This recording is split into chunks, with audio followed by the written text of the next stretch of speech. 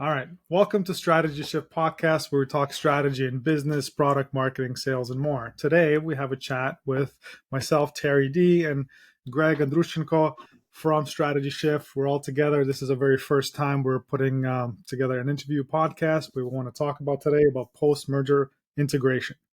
All right. Hey, Greg, how you doing? I'm doing quite well. Thank you, Terry. It's a beautiful day here in Amsterdam. And Jace just came off a weekend of meeting with 4 individuals who have been part of what we're going to be talking about, which is a merger. They've either initiated it, they've sold their company, Yep. or they've been part of the transition. So transition, when I say transition, I mean the things that happen after a merger, rebranding, reorganizing, things of that sort. But we basically have a lineup of guests coming up in the next few weeks that will be very exciting. I think Amsterdam elicits that type of person, the people that are entrepreneurs and often come here and have companies and launch their company here from a sales perspective. So it's been a fun weekend. Thanks for asking. Oh, that's exciting. We just chatted just a little bit before this started, and the main topic was the post-merger integration. And to give a brief explanation of what this is, when somebody buys a company, and if they have other businesses and they want to integrate them into the existing business, you have to look at all sorts of things like processes and sales, marketing, how you actually do the work, and how to organize all that. And especially the most important bit is the integration of all of the systems that they have in all of in the range of these businesses. So we wanted to kind of discuss all of these aspects today. Maybe not hit all of them, but just to introduce the idea of post merger integration into the world. So tell me more about this post merger integration, Greg. So I think having been part of large consultancies and also having been part of the pre-sales team to sell off companies to larger consultancies, to organizations that are holding companies and such. Although there are many, many things, as we talked previously, about organization process, purchasing, production, marketing, sales, supply chain and logistics, and HR, we can sort of logically separate those. The first, let's say 5 out of those 6, so organization, processes, purchasing, production, marketing and sales, supply chain and logistics, we can just globally characterize those as operational aspects that we will discuss the challenges and advantages for integration. Then the other side of things on the chart that I have here is called HR culture, but it's really operations, all those things that have to keep the business ticking in terms of an integration. And then there's culture. These are 2 very, very different things, although they must live together. How to deal with the transition of culture between companies could be very different than orchestrating processes. Terry, you and I have worked in consultancies where we're responsible for putting our time into timesheets, so that becomes a billable and or recognizable aspects with our clients and our organizations. Sometimes we see companies coming together that do very similar work but sit on completely different systems. Right? Mm-hmm. Where's my time code for this? Where's my time code for this? Now I'm as a production manager, I might be responsible for doing a migration of that data into another system. This is just one small aspect of the operations. And then there's the cultural side of things. Some of these systems may have built up the culture. We could all be on Slack groups or we could be on WhatsApp. These are very different operating realms that are facilitated by technology underneath, but ultimately inform the culture within which we work. So I think when we're talking about these things, we'll keep to sort of the operational side of things, how the business is built up of the component parts that need to be integrated, and then the culture side of things. So we'll have guests talking about both. I've been responsible for both, and they're really quite challenging. Ultimately, what we need to think about with an integration is, what is the goal of that integration? Why are people looking to buy this company or merge these companies? And everything should lead from those goals that are well communicated within the organization. So that when a question comes about why the shift in culture, why the shift in operational goals, this should be fairly clear, but often it's not. And I think this is why we're engaging in this topic, is because it's exciting and it's different every single time. Most definitely. I think you nailed it on the head, the split for operation and culture. Most, from my experience, most mergers and acquisitions after the sale goes through, there's a lot of focus on integrating just the finance bits, right? Right. Make sure the sale goes through, and then after that, they talk about integrating the systems here, the operations here, and maybe there's some mention about problems about culture and all that stuff. But usually, what happens is they talk, they talk, they talk.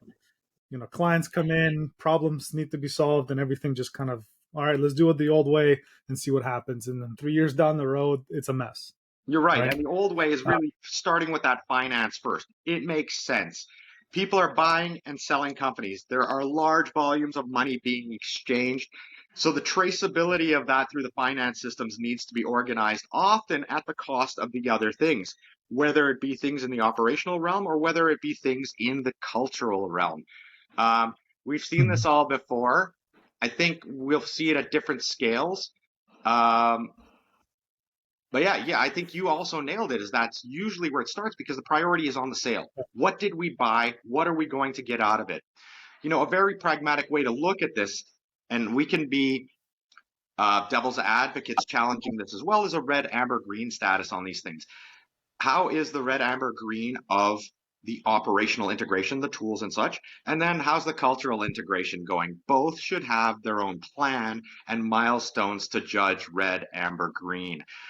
Some might be more easily measured than others in terms of statistics or numbers, but both have a very important place. And that's not saying mhm. that all cultural integration that leads to the separation of people is good or bad. Sometimes an acquisition is simply made for the tools. Sometimes the acquisition is Mhm. made for the people. Sometimes the acquisition is made for the team. And if an acquisition is made for the team, then culture should be riding high on those benchmarks of things to be integrated to make sure the teams work together. Other times it's to completely get rid of the team and buy the product. But another aspect that I think we're going to entice people to share their stories and then to talk with some of our guests about how they've seen this work successfully. And successfully could mean the disbandment of an entire team. Let's just remember that that could be a success measure. Sometimes we see an That integration could where be everybody flees. That might be an yeah. intention. Let's not dismiss that. That yeah, there's this stigma of company being acquired, and then all of a sudden half the workforce is gone for whatever reason. I mean, that could be, as you said, that could be a goal, and that could be a definite. It's terrible for the people, of course, but at the same time, the health of the company depends on trimming because it's been bloated and it's been in debt. So Sure. eventually, it could have died anyway, right? And more people could have been let go. When we talk about a merger, we're really talking, I think a merger is a good thing to think about in terms of you're literally merging two things that have duplication of roles, duplication of effort. And this is what we hear in the Canadian media industry where you're sitting, you know, Rogers and Bell have gone along and they've bought tons of stations that all kind of do the same thing. And when I say stations, I don't necessarily mean television or radio, I mean channels. And they've purchased a Yeah. whole bunch. So it sort of makes sense to get rid of some of the duplication of effort. But let's not forget about the nuance of culture for delivering that media in particular geographies Mm. that are attuned to a particular voice. So we'll see how this goes. Um, Yeah. but yeah, I think we've got some exciting things to talk about because the companies that we've worked for in the past are huge. They grow Yeah. by acquisition, Yeah. right? And acquisition is That, part of it's one step towards that merger. and the companies and the clients that we worked for, it's always kind of across the board, very similar problems, different industries. So that's gives a different perspective on how work is done. I wanted to Definitely. ask you, so we have this kind of split, maybe finance, operations, culture. Um, the product part of your business, I mean, you're selling something, so product service. Sure. What does that fall You mean the under? integration of product or potentially like an acquisition for a product? Yeah, so like if it's operations overall includes product, or is it a product is it a separate category? No, let's keep it separate. Let's keep it separate because we will find that there have been some acquisitions within our circles that are acquisition to acquire the product owned by the company being acquired. Um, and Mhm. that could be a software product, that could be a physical product, that could be a service that's labeled as a product. Um, Yeah, so maybe let's keep those a little bit separate, but just conceptually, maybe the more important thing to think about instead of calling it operations and culture is really keeping that culture part as a separate discussion. We will Hmm. take a look at Oh, how that. some of the integration points influence the culture, but culture is one of those Hmm. things that really exists in the human realm outside of something that can be quantified as easily as €1 million moving from here to there. It's how did that €1 million move feel that systems are Yeah. not so great at assessing. No, that's a good point. Culture almost always needs to be taken care of separately and Yeah, either adopted or um, so we've been talking about post merger integration, right? Just kind of shooting, getting some ideas out. The one thing that I saw, I was on the weekend. I was talking to a business owner from about 2 hours north of Toronto. He owns a company that does a lot of like construction type work, and it's three different parts of the business. He is, past retirement age, wants to retire, wants to sell the company, can't. So I had a very good conversation. I'm just trying to kind of learn like what are the barriers, how does business work, and all that. And I've kind of pulled out two things that are blocking the sale. Number one is it's 2 hours away from Toronto, so the market is pretty small, right? Like not a lot of people can purchase his business there. They don't have enough money to buy it. So that paucity of options of buyers is playing its role. That's one, and two, and I've seen this with other businesses as well. The business is the person, is the owner. right. All of the processes, everything, sales, relationships, all of that. Like, when the owner started, when he started like younger, he built that up and he didn't need to create process. He didn't need to create a sales department, for example, even though his business could have a proper sales department. It's big enough. Um, but all that was in his mind because it's like small rural areas. So there's always like business people relationships. Sure. But I've seen that across the board everywhere. Doesn't matter if it's like far away or if it's in a big city. It's the owner is the business. And what I was thinking was, so you said post merger integration, PMI. Yeah. What if we go PMI, but it's pre merger integration or pre merger preparation or so, PMP? We're just kind of throwing these acronyms from the From the project PMI and management world, PMP. yeah, let's just I love that we're throwing that in. Something like pre-merger preparation is actually the certification acronym for project management, which is a PMP for project management Yeah, professional, but we're exactly. going to call it pre-merger preparations. A lot of companies Yeah. do advocate for this. This is really important. So oftentimes you'll have the boards, the VPs, the co-creative directors, the product people sitting beside each other, the way that we've learned co-creation to work through design thinking, the way that, peer programming works in a programming world for, over 20 years now, where you can shift the keyboard virtually or physically. And then you have that transition period during the acquisition, which is the succession of the owner to the new owner, from the old owner to the new owner. That also needs some careful planning because the business is the person. That transition is Yeah. usually written out in the contract that says you must stay on board as an active member for a year, then a board of director for a year, and then continuously board of director for the perpetuity of your existence, things of that sort. But this is really tricky because Terry, you've nailed it.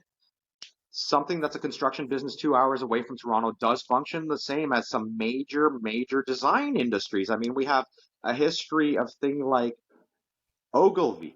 Like these are people's Yeah. names. FCB is Foot Cone Hmm. Belden. These are older agencies that I'm talking about, but these were people. And how do Yeah. you then integrate those people, their culture that they brought on board? Maybe an interesting way to look at this is not just from the pre and post, but maybe even looking at secession. What happens when Steve Jobs died? How did Hmm. Apple, that was always associated with an individual, move on? You know, Tesla will Hmm. Tesla. There you go. I'll leave it at that. Tesla. Tesla, Tesla and Musk. So, I mean, how do you separate the person, their knowledge, the personality, which Mhm. imbues something into the culture, you know? Yeah. Yeah. So I think we're starting to hit on some really important topics that we'll probably need to break down into smaller components, depending on who we're talking about and who we're talking Mhm. with. But yeah, you've come onto an interesting challenge, specifically to the case that you mentioned from this past weekend's discussion. 2 hours away from Toronto doesn't seem that far anymore, you know, conceptually or distance Yeah. wise, because Yeah. Toronto's an hour away from Toronto these days. That's true. You That's know? right. You're right. And Sometimes 2 hours away from Toronto, depending on traffic. yeah, exactly, exactly. Um, the other thing too is how do you then capitalize on this person, the individual who's known within the community as the person you go to if you need a new shed built beside your barn? Yeah. I might be demeaning the scale of these projects, but it can scale from that all the way up to the construction of an entire community. Yeah. The scale is much higher. It's on the municipal level. So yeah, Right. um, it's yeah. I was thinking on my way back. I was up north on the weekend, so on my way back, my mind was just kind of going through these possibilities. What can you do to prepare these types of businesses? And I think one of the big and this person, this individual, he talked to me about the importance of number two, of the operator. Yeah. And he's had, well, he said, I think he said 3 or 4 good ones over this business has been around since like the 80s. Okay. And right now he didn't have right now he didn't have a good operator to run the business. But businesses that want to be sold, if they have a good operator already in place, probably will have a much higher chance of getting sold for higher value. So Absolutely. what can we do to prepare that? Maybe there's somebody in the company. I guarantee you there's somebody in the business right now who knows the business but hasn't been given a chance and has ideas and all that stuff. How do we bring that person up and be like, okay, when we do the merger, you're going to be in charge of integration and defining all these processes and all that. So like something to kind of think about. Yeah, absolutely.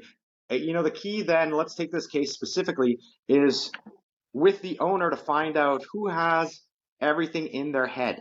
Who else has everything Hmm. in their head? And we might find that they've actually codified it in some sort of way, whether it be on paper, WhatsApp, text messages, emails, sticky notepads. Hmm. Construction companies are still one of the places you can find Gantt charts. There's going to be a series of Gantt charts somewhere. Yeah. Somebody will know about Yeah. those, and then maybe it's the reverse engineering of the processes that led to get to that final proposal for the municipality that they paid for and then waited for three Hmm. years to have completely built because that's what the plan says. But yeah, it's about taking those deep dives.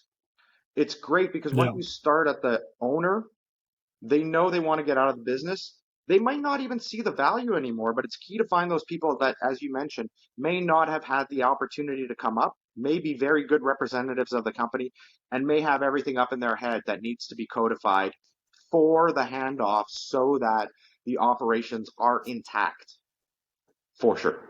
Yeah. That's a good point. Well, this has Um, been an interesting, warming initial chat about PMI, yeah. PMP, and not referring at all to Prince or Project Management Institute.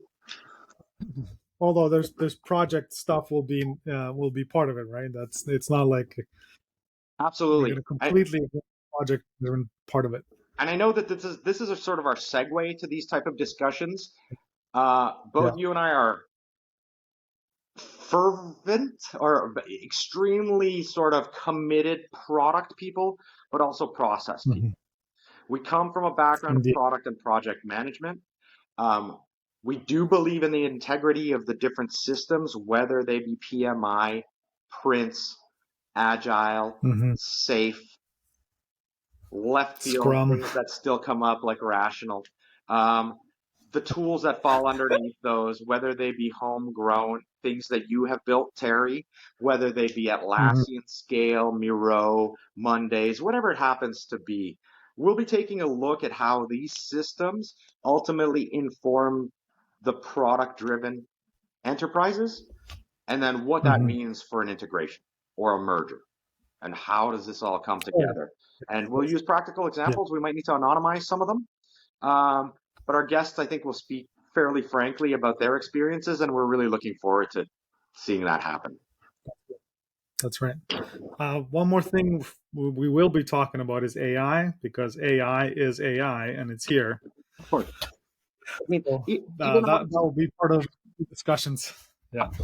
even in our communications, we've been using Notion for a while between us, sharing basically table of contents. So that's what we needed it for. We weren't really looking to Yeah. push this platform. It's a shared documentation platform. Recently introduced AI project management to your task lists. This was not Hmm. traditionally a project management type of tool, but now it can provide Yeah. you with that advice. And we'll talk about that too, because it is everywhere. But let's not forget, it has been everywhere for a long time. It's just that it's being That's right. commodified. It's a nice trend to talk about it these days. We're forgetting about a couple of Hmm. other things that we should be talking about too, but AI will definitely come into almost every conversation we're having. Yeah. 100%. All right. This has been the very first interview based episode of Strategy Shift podcast. We will see you for the next however long, hopefully very long. Until the next time. Thanks, Greg. Thank you, Terry. Talk soon.